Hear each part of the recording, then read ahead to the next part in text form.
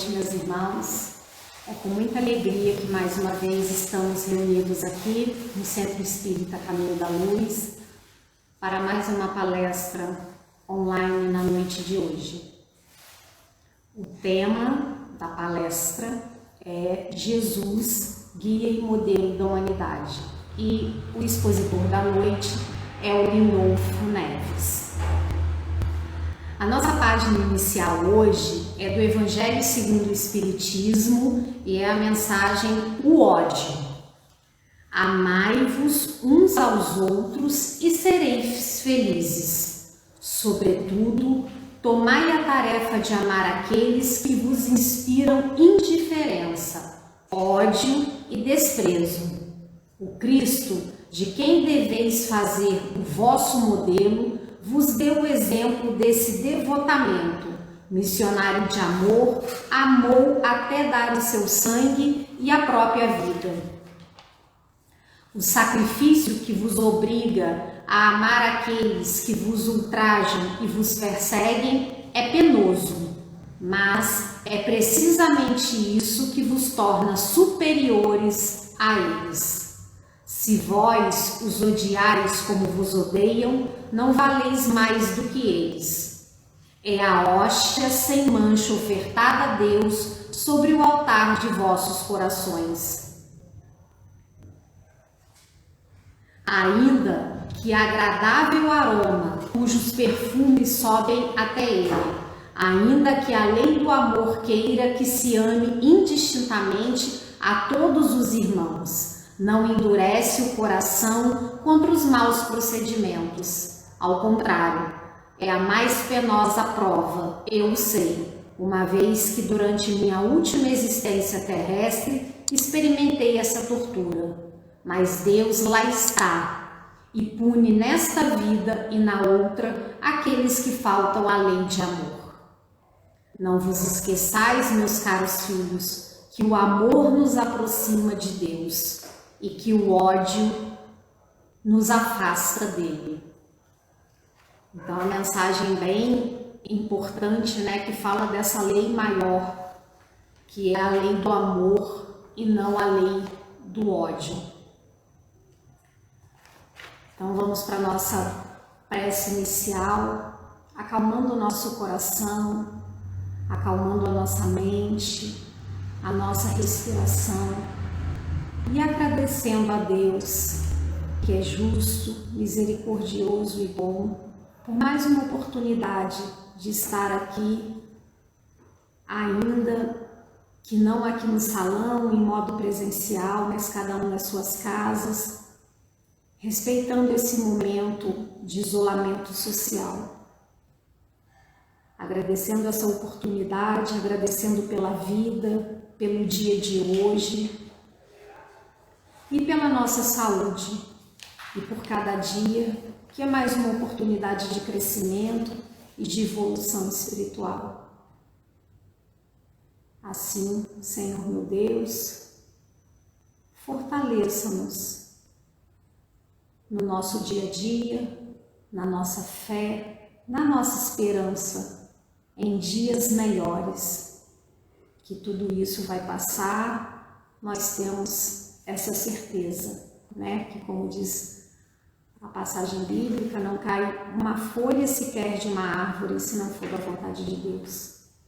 Então, com essa esperança, com esse otimismo, nós pedimos a permissão para iniciar mais uma palestra online aqui no Centro Espírita Caminho da Luz, dizendo graças a Deus. Graças a Deus.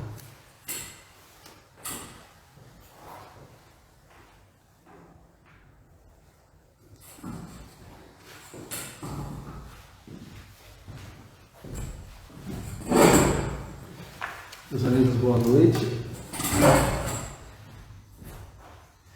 Graças a Deus estamos trabalhando, divulgando a doutrina espírita, que a paz de Jesus esteja presente em todos os corações, nos lares que nos assistem, e às vezes até no ambiente de trabalho, quem está aí fazendo um trabalho noturno, e a nossa reflexão vai ser sobre Jesus, o guia e modelo da humanidade. É importante destacar que no Antigo Testamento os profetas já anunciavam a vinda do Messias, como Miqueias, Jeremias, Zacarias, Isaías.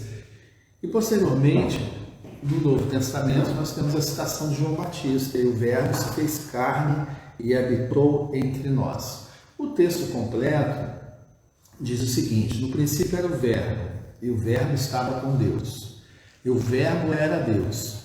Ele estava no princípio com Deus, tudo foi feito por ele, e nada do que tem sido feito foi feito sem ele. Nele estava a vida, e a vida era a luz dos homens. Então Jesus sempre foi muito mais do que o nosso guia. Ele foi quem presidiu, quem organizou a formação do nosso planeta, do nosso mundo. Então a ele a nossa consideração, a nossa admiração, e agradecemos a oportunidade dessa reflexão em torno da sua substância evangélica que ele nos deixou através de uma série de narrativas contidas nas parábolas. Então eu gostaria assim, de comentar nesse tempo que nós temos alguns aspectos mais significativos da vida do Mestre. Toda a vida dele foi dessa forma, mas especialmente alguns, como a citação em Atos dos Apóstolos, no capítulo 3, versículo 6, quando ele escolhe os 12 discípulos. Então, para iniciar um trabalho de evangelização messianato de tamanha envergadura, ele escolheu as pessoas simples. Ele não buscou aqueles que se destacavam, seja no Sinédrio, doutores da lei, ou aqueles que tinham uma expressão política de destaque na sociedade. Não, ele escolheu pescadores, pessoas ligadas à agricultura, porque era uma sociedade agrária naquele momento, se vivia tanto da pesca quanto da agricultura, da produção das terras, e não esquecendo que naquele contexto, naquele ambiente, havia um domínio opressor dos romanos sobre a Judéia. Então, quando ele vem, apesar do destaque dado pelos profetas, lá já no Antigo Testamento, ele era aguardado como um Messias, como um libertador de um jugo opressor, aquele que daria ao povo um período de bem-aventurança, de felicidade e de tranquilidade. Então, diante de uma expectativa, de um cenário de sofrimento e revolta, ele veio falar de amor e bondade, e não só falou, como deu testemunho disso nas suas ações. Então, ele falava com um contexto onde muitas mentes estavam, digamos assim, desarrazoadas, As pessoas sofriam, passavam por necessidades. Ele precisava usar de recurso, claro, de um recurso compreensível pela grande maioria, para, nas histórias que ele buscava no cotidiano de cada uma dessas pessoas, colocar um sentido, um significado, um conceito que transcendesse a expectativa do momento, que era a satisfação das necessidades básicas, das necessidades materiais e do anseio de liberdade.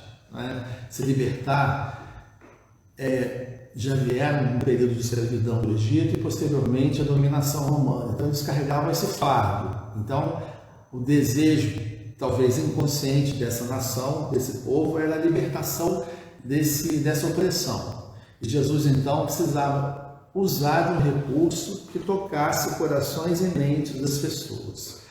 Então é muito importante a gente pensar em alguns eventos, como eu falei, a gente vai tentar aqui citar alguns, porque toda a vida dele é grandiosa, que mostra para as pessoas o verdadeiro significado dos seus conceitos. E a humildade é um ponto muito importante para pensarmos que sem ela nós não vamos conseguir avançar no nosso processo de renovação íntima. Então o inimigo não está do lado de fora.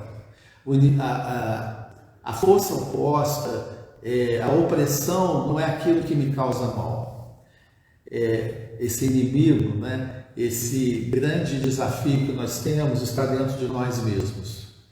É investigar-se, conhecer-se, para poder compreender que os ensinos do Mestre não pode ser algo que toque apenas os ouvidos ou o pensamento, ou dar sentido ao nosso pensamento. A doutrina espírita é fé raciocinada, obviamente que esse é um passo importante, fé cega e fé raciocinada, mas muito mais importante, à medida que a gente vai conhecendo o Evangelho de Jesus, conhecendo a doutrina espírita, é isso tocar os nossos sentimentos, nos tocar como pessoa. Então, daí os exemplos que Jesus deixou. Entre eles, eu gostaria de falar do lava-pés, maior exemplo de humildade, né? Jesus lava os pés dos discípulos. E o Papa, né?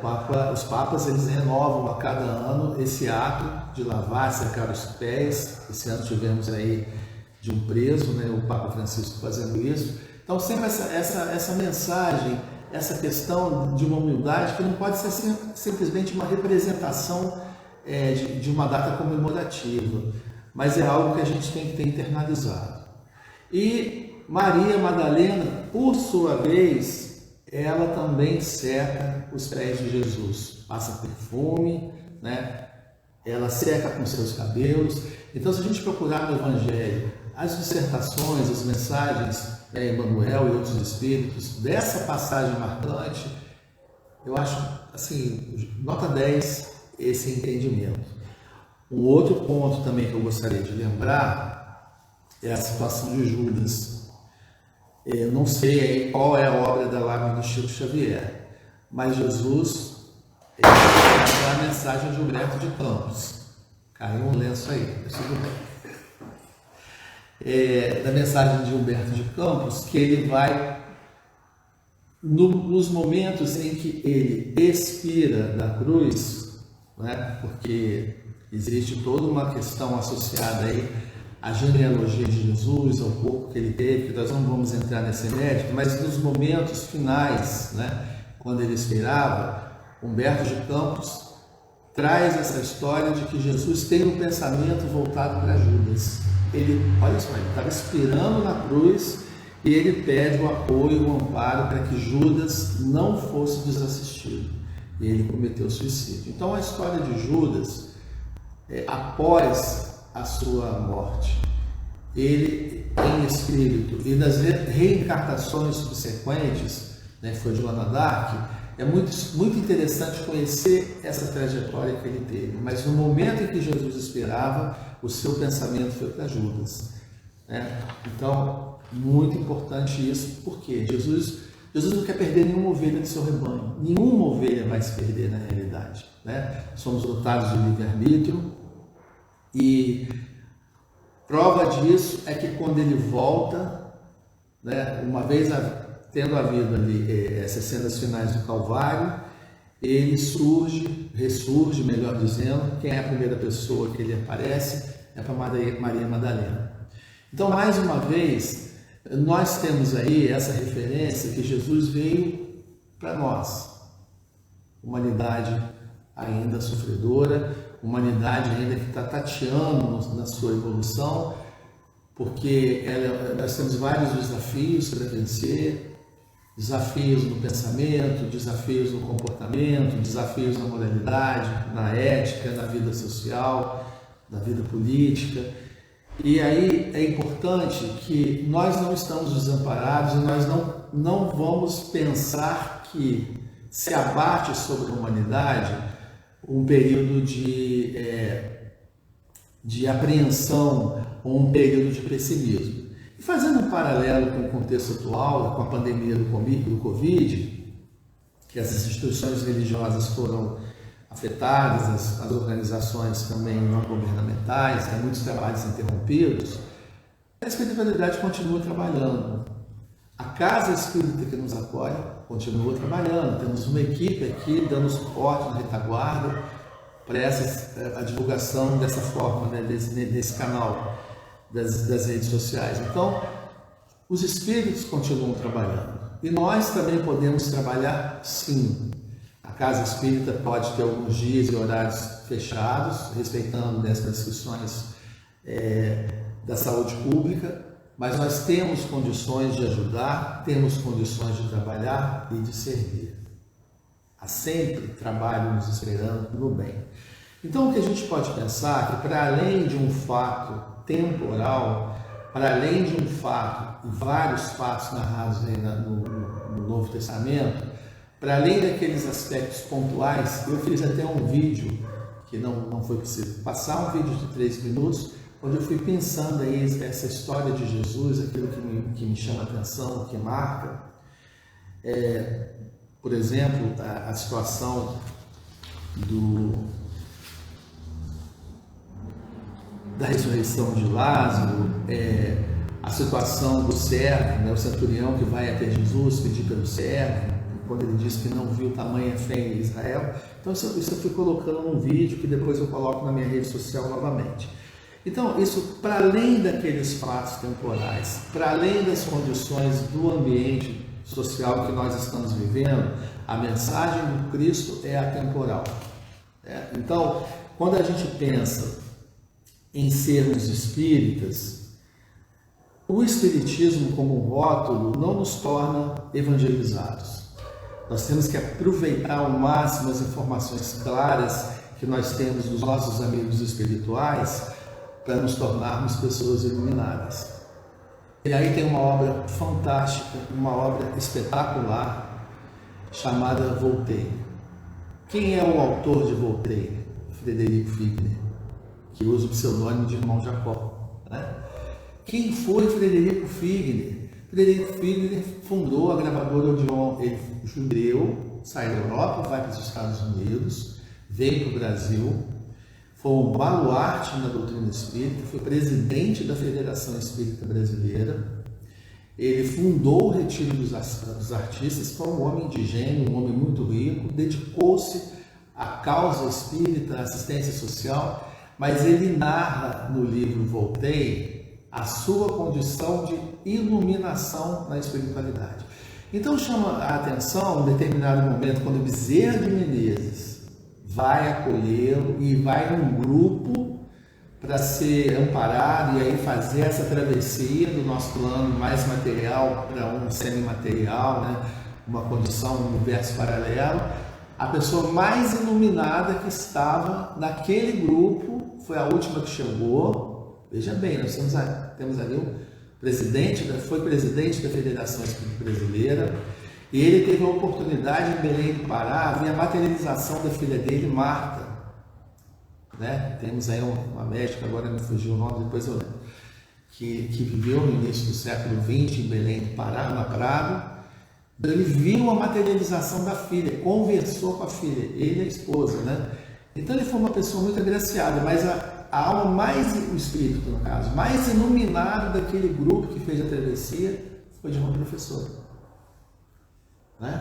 Uma professora, logicamente que a gente fala professora com P maiúsculo, Então foi uma pessoa que se entregou de corpo e alma ao processo que ela se dedicou de lecionar, de levar o conhecimento das pessoas. Então, a questão não é o quanto a gente sabe, a questão é o quanto esse saber nos ilumina no sentido de sermos acolhedores, de sermos humildes. Então, a humildade é um processo que não tem volta. A humildade é saber relevar, como foi lido na lição de hoje, saber perdoar, saber dar chance a quem nos agride, dar chance a quem não nos compreende e dar chance a nós mesmos, temos o tempo, temos a vida, para acreditarmos que a gente precisa fazer da vida um processo de nos tornarmos iluminados, nos tornarmos pessoas. Isso foi um campo de observação, de atuação muito grande do psicólogo, do analista Jung, Carlos Gustavo Jung. Esse processo de se tornar pessoa, de se tornar iluminado. E aí a mensagem do Cristo, ela é atemporal, porque encarnados e desencarnados nós vamos caminhando, juntando os nossos cacos, juntando as nossas partes, tentando fazer de nós mesmos um mosaico, para que esse mosaico tenha um sentido de identificação com o Mestre. O apóstolo Paulo, quem vê a própria transformação de Saulo, envolvido na tragédia de perseguição aos judeus, se transformar em Paulo de Tarso, ele chegar no ponto, no nível de dizer que já não é ele quem vive, é o Cristo que vive dentro dele. Então, tornar-se pessoa, tornar-se iluminado, não é negar o nosso lado escuro, não é negar a nossa sombra, é conhecer, trabalhar e servir. E aí eu gostaria de trazer aqui como um exemplo, uma reportagem que eu li no site da UOL, que aconteceu recentemente nos Estados Unidos, de uma invasão numa loja. Um restaurante dos Estados Unidos foi roubado na Geórgia. E o que o dono fez? Então, o vidro quebrado, o sujeito entrou lá dentro, a câmera de vídeo pegou, mas ele estava todo mascarado. O dono desse restaurante publicou nas redes sociais que ele estava oferecendo uma vaga de emprego para aquele sujeito que invadiu o seu estabelecimento. Ele coloca nas redes sociais que certamente, por ele ter agido daquela forma, ele estava passando por dificuldades. E no desespero em que ele se encontrava, ele tomou uma atitude precipitada, uma atitude comprometedora. Então ele se prontificou a ajudar essa pessoa que ele não precisava se identificar. Então ele pôs isso nas redes sociais e esperava que essa pessoa que não tivesse medo fosse até ele, porque ele ia dar uma vaga, dar uma oportunidade de trabalho para ele. Bom, a pergunta é: qual é a religião dessa pessoa? Não importa. Se ele é protestante, evangélico, se ele é católico, né? Provavelmente não deve ser espírita, porque as outras demais religiões, muçulmanas, têm uma expansão maior na América, mas não importa. Esse exemplo que eu estou dando, isso que me chamou a atenção, ele já é uma pessoa iluminada. Então, no livro Voltei, mostra que todas as religiões contribuem para que a gente possa juntar essas peças e dar um sentido na nossa existência, se nós quisermos, se nós aceitarmos, se nós colocarmos a mão na massa nesse processo de transformação e renovação íntima, porque é um processo que é individual. Coletivamente nós estamos aqui colaborando, ajudando, sendo ajudados, mas tem algo que é além, algo que depende de cada um de nós. Então, conforme nos diz o nosso querido Chico Xavier, não sei qual citação que ele dá, de autoria espiritual, mas ele diz que os pessimistas e os negativistas, os materialistas, afirmam que o nosso mundo caminha para a destruição e para as trevas. Emmanuel, no livro Caminho da Luz, de 1938, nos demonstra o contrário. Então, ele faz a citação, Emmanuel, que por determinismo divino estamos inexoravelmente a caminho da luz. Olha que interessante. Estamos a caminho da luz. Estamos a caminho da luz. Então, o que vai facilitar esse processo, esse avanço dessas etapas? O livre-arbítrio. Nós somos dotados de inteligência, de razão, são as nossas escolhas. Não é? Existe uma dissertação muito interessante de Rousseau, no livro dos Médios, que menciona que nós discutimos política, nós discutimos religião, nós discutimos tantas coisas que ocupam a nossa atenção, não é? Principalmente no campo da política, essa situação econômica no mundo inteiro, enfim. E aí nós esquecemos de ouvir a mensagem do Cristo. Porque as questões do sinédrio, as intrigas, a corrupção, isso já existia lá na época de Jesus. E no livro Paulo e Estevão, Emmanuel descreve muito bem como era a sociedade judaica, né, aquela região toda, abrangida pelas 12 tribos de Israel. Os problemas são os mesmos da humanidade. Quem tem que mudar somos nós mesmos. Esse é o desafio. Estamos a caminho da luz, mas trazer essa luz não é externa, essa luz está dentro de nós, né? Continuo, 20:26. E aí tem um outro livro maravilhoso, fora o Evangelho segundo o Espiritismo, com certeza, né? Ele tem aí todo um capítulo extenso, que é o capítulo 5, sobre a questão do sofrimento. Mas eu não sei se aparece aí, Bem-aventurados os Simples, não sei se dá para ver. Duas capas desse livro, Bem-aventurados os Simples. Quem é o médium? Valdo Vieira. Muito interessante, né? O Valdo Vieira, ele faz parte ali das obras complementares, né? Ele e o Chico se revezando na psicografia, mas esse livro Bem-aventurados dos Simples, ele contém várias histórias curtas, e aí a gente tem sempre uma lição, um ensinamento.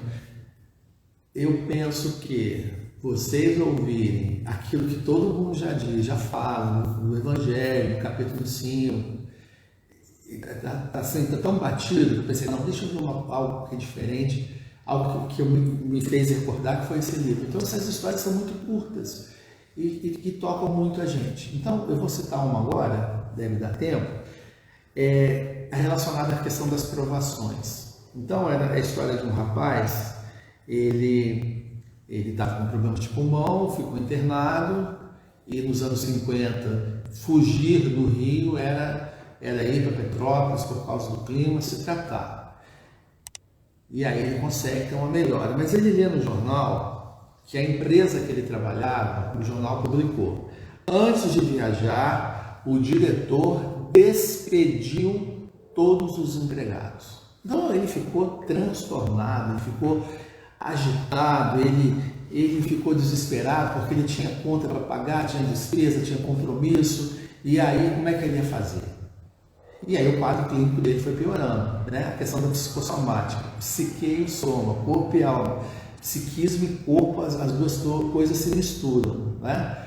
Então ele agravou o quadro dele, a melhoria dele, ele estava melhorando, os médicos falaram, ó, está muito agitado, o quadro está piorando, melhor despachar ele para casa, porque ele morre em casa junto com os pais dele. Então assim aconteceu, ele foi para casa, a família, o que aconteceu? Por que você piorou? Então ele contou, porque eu fiquei desempregado. Aí a mãe dele contou, não, mas houve uma errata no jornal, né? Nos anos 50 não tinha rede social, né? A história é dessa época. Então ele disse o seguinte, que o certo que o jornal publicou depois foi o seguinte, e esse diretor, pelo contrário, não despediu o rapaz, promoveu o rapaz, a fim de que com aquela promoção ele tivesse recurso para pagar as despesas que ele estava tendo no seu tratamento médico. Então, o texto certo, que no dia seguinte o jornal fez a correção, era: antes de viajar, o diretor despediu-se de todos os empregados. Então, ele foi demitido. Faltou aí um erro ali do ser. Então, qual é a moral da história que o Valério nos deixa, que é esse espírito? Prepare-se para as provações que podem seguir amanhã. Conserve sempre o espírito sereno e confiante. Então, essa é a questão fundamental da humildade, da serenidade, do trabalho, da confiança, e não se abater pelo desespero, né? Com pressa, com trabalho, com confiança nos dias melhores, tudo passa. Sempre após a noite tem o nascer de um novo dia. Que a esperança esteja conosco, esteja em nossos corações. Sugiro para vocês a leitura desse livro, porque tem histórias ali muito interessantes, Bem-aventurados os Simples. Que Jesus nos ilumine, nos abençoe a todos, agora e sempre. Muito obrigado.